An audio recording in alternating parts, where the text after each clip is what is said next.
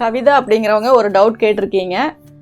Ma'am, blouse back side நெக்கு இறக்கமாக வைத்தாலும் குனியும் போது டைட்டாக இருக்குது, பேக் சைடு லூஸ் வைக்கணும், எப்படி வைக்கிறது அப்படின்னு சொல்லி கேட்டிருக்கீங்க. பேக் நெக்கை பொறுத்த வரைக்கும் ப்ளவுஸு டைட்டாக இருந்தால் தான் நெக்கு டைட்டாக இருக்கும். ஏன்னா ப்ளவுஸு வந்து நீங்கள் லைட்டாக சைடில் லூஸ் பண்ணிட்டீங்க அப்படின்னா நெக்கு வந்து லூஸ் ஆகிக்கும். நம்மளுடைய உடம்புல வந்து ரொம்ப லோவாக வைக்கும்போது அந்த சதைப்பிடிப்பான பகுதி வந்து நம்ம குமியும் போது ப்ளவுஸை வந்து அது விரியும் போது அந்த ப்ராப்ளம் வரும். அதனால் நீங்கள் என்ன பண்ணணுன்னா கொஞ்சம் லைட்டாக, அதாவது நான் சொல்கிற அளவு ஒரு 1/4 இன்ச்சோ 1/2 இன்ச்சோ 3/4 இன்ச்சோ லூஸ் எல்லாம் கிடையவே கிடையாது. 1/4 இன்ச்சிலையும் பாதி அளவு, அதாவது அந்த நம்ம உள்ளே பார்த்தீங்க அப்படின்னா சின்ன சின்ன லைன் இருக்கும், அதில் ஒரு லைன் அளவுக்கு மட்டும் நீங்கள் வந்து சைடு வந்து லூஸ் கொடுங்க. அப்போது வந்து ஆட்டோமேட்டிக்காக உங்களுக்கு நெக்கு வந்து லைட்டாக லூஸ் வரும். அது ஸ்ட்ரைட்டாக இருக்கும்போது அது நெக்கு லூஸாக இல்லாமல் ஃபிட்டிங்காக இருக்கும். கொஞ்சம் குமிஞ்சு நிமிர்ந்து வேலை செய்யும்போது அதனுடைய ஃப்ளெக்சிபிள் அந்த 1/4 இன்ச்சுக்கு நம்ம கொடுத்தது, 1/4 இன்ச்சை விட குறைவாக நம்ம கொடுத்தது வந்து கிளாத்தினுடைய அட்ஜஸ்ட்மெண்ட்டுக்கு தகுந்த மாதிரி மாறும். ஓவராக லூஸ் வச்சிட்டிங்க அப்படின்னா ஷோல்டர் ஃபால் வரும். அந்த சைடை டிபெண்ட் பண்ணி தான் உங்களுக்கு வந்துட்டு சைடும் அந்த ஸ்லீவனுடைய எட்ஜும் இது ரெண்டும் டிபெண்ட் பண்ணி தான் உங்களுக்கு நெக்கு ஷோல்டர் எல்லாமே ஃபிட்டிங் கரெக்டாக வரும். சைடு லூஸ் வந்தாலும் நெக்கு லூஸ் வரும். சைடு வந்து கரெக்டாக ஃபிட்டிங்காக இருந்தால் தான் உங்களுக்கு நெக்கு வந்து லூஸ் வராமல் இருக்கும். அதே மாதிரி ஆம்ஹோல்லையும் டைட் வேணும். ஆம்ஹோலை ஒட்டி, ஏன்னா எட்ஜில் நம்ம டைட் கரெக்டாக பிடிச்சிருவோம், இடுப்பு சுற்றளவு கரெக்டாக பிடிச்சிருவோம். இடுப்பு சுற்றளவுமே ரொம்ப டைட்டாக போட்டிங்க அப்படின்னாலும் உங்களுக்கு வந்துட்டு அந்த ஷோல்டர் வந்து லூஸ் ஆகும். அதனால் கரெக்டாக கிராஸ்பட்டியிலிருந்து மேலே, அதே மாதிரி அண்டர் ஆமுக்கு கொஞ்சம் கீழே, அந்த அளவுக்கு மட்டும் உள்ள நீங்கள் கொஞ்சம் துணி சேர்த்து பிடிச்சிங்க அப்படின்னா தான் லூஸ் இல்லாமல் ஷோல்டர் ஃபிட்டிங் உங்களுக்கு கரெக்டாக வரும். நீங்கள் ஈவனாக 3 ஸ்டிச்சஸ் 2 பக்கமும் போட்டதுக்கு அப்புறமும் கூட உடம்புனுடைய அமைப்புக்கு தகுந்த மாதிரி கொஞ்சம் நம்ம டைட் பண்ணிக்கலாம். அந்த மாதிரி பண்ணும்போது உங்களுக்கு வந்து உடம்பு ஃபிட்டிங் எல்லாம் கரெக்டாக வரும். நெக்குக்கு மட்டும் நீங்கள் என்ன பண்ணணுன்னா கொஞ்சம் இடுப்பு லூஸ் வச்சுக்கணும். ஏன்னா நீங்கள் எப்படி வச்சாலும் நெக்கு எவ்வளோ பெருசு வச்சாலுமே இடுப்பு உடம்பு டைட்டாக இருந்தால் தான் நெக்கு வந்து டைட் ஆகும்.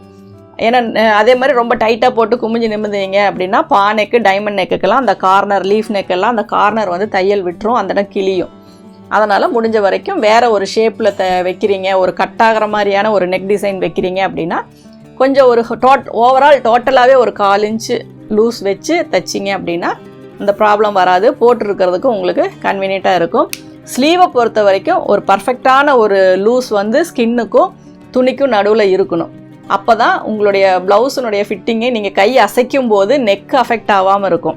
இல்லாட்டினா நீங்கள் கையை அசைச்சு வேலை செய்யும்போது கையில் இருக்க துணி வந்து முதுகில் இருக்கிற துணியை வரைக்கும் இழுத்து கொடுக்கும்போது உங்களுக்கு துணியில் வந்து டேமேஜ் ஆகிறது, அதாவது தையல் பிரியறது, துணி நகர்றது, பின்னாடி டாட் வந்து இழுத்துட்டு போகிறது, இந்த மாதிரி பிரச்சனையெல்லாம் வரும். அதனால் கை போர்ஷனை பொறுத்த வரைக்கும் லைட்டாக ஒரு லூஸ் வந்து இருந்துகிட்டே இருக்கணும். அப்போ தான் வந்துட்டு உங்களுக்கு ப்ளவுஸ் வந்து போடும்போதும் சரி, அதை கழட்டும் போதும் சரி, பாடியில் இருக்கும்போதும் அது வந்து உங்களுக்கு ஃபிட்டிங்காக இருக்கும்.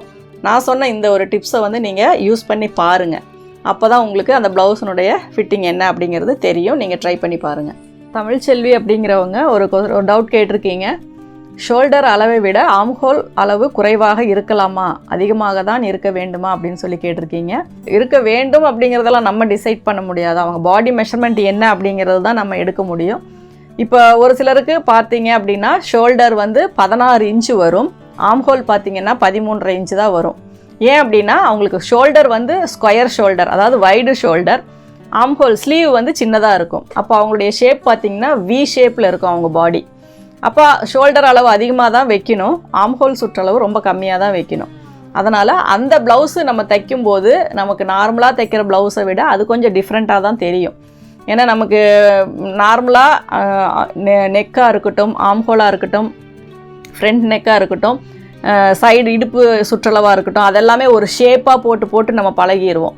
அதாவது ரவுண்ட் பண்ணி ஒரு வி ஷேப்பில் கிராஸ் கொடுத்து ஆம்ஹோல் டெப்த்து கொடுத்தோம் அப்படின்னா அது பார்க்குறக்கு அழகாக இருக்கும், அந்த ப்ளவுஸ் ஃபிட்டிங் சூப்பராக வரும் அப்படின்னு நம்ம மைண்டில் செட் ஆகிருப்போம்.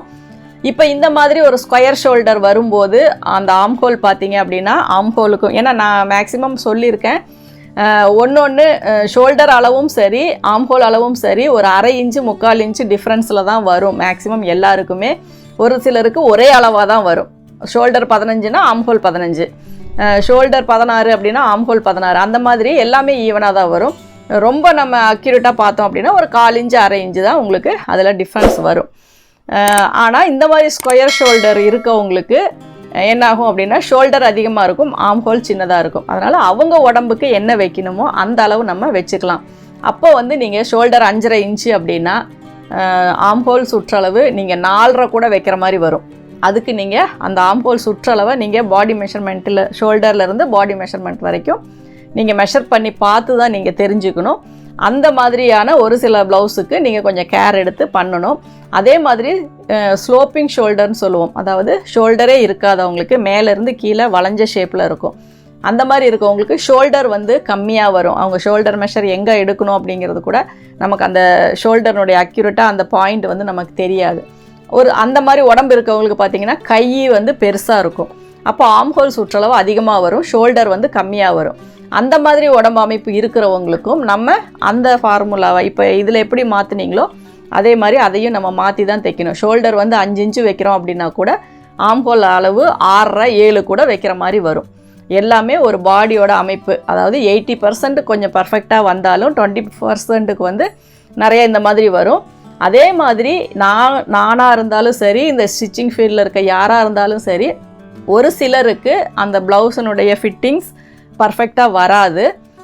அதே மாதிரி அது வராததுக்கு ஒரு ரீசன் என்ன அப்படின்னா, அவங்க சொல்கிறத நம்மளால் சரியாக புரிஞ்சிக்க முடியாது. ஏன்னா அவங்க சொல்கிற விதம் வந்து நம்ம யூஸ் பண்ணுற வேர்ட்ஸுக்கும் அவங்களதும் வித்தியாசம் வரும். அவங்க என்ன சொல்ல நினைக்கிறாங்க அப்படிங்கிறத நம்மளால் அண்டர்ஸ்டாண்ட் பண்ணிக்க முடியாமல் நம்ம ஒரு சில விஷயங்கள் பண்ணும்போது அது அவங்களுக்கு வந்து செட் ஆகாது. அந்த மாதிரி வரும்போது ஒரு சில இது மாதிரி வரதான் செய்யும். ஆனால் அது வந்து நம்ம ரொம்ப டீப்பாக அதை திங்க் பண்ணோம் அப்படிங்கிறது கிடையாது. அதனால் ஒரு டைம் வர கம்ப்ளைண்ட் அடுத்த தடவை வராமல் நம்ம அதுக்கு என்ன பண்ணுமோ அதை மட்டும் பண்ணால் போதும். நீங்கள் ட்ரை பண்ணி பாருங்கள்.